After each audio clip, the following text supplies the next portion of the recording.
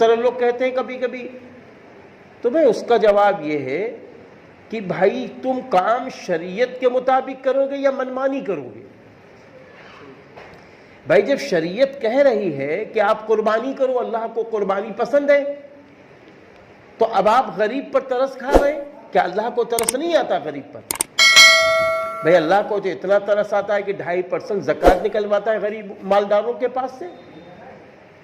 تو قربانی کے زمانے میں اگر قربانی کی رقم کوئی کاٹ کر غریب کی مدد کرتا ہے تو غریب کی مدد سے ثواب تو ملے گا، لیکن جو قربانی واجب تھی وہ واجب رہے گی، اس کا اللہ کے وہاں قیامت کے دن جواب دینا پڑے گا۔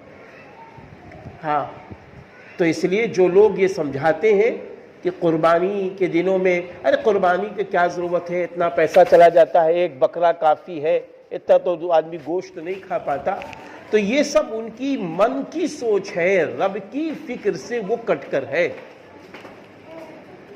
اب جس پر قربانی واجب ہے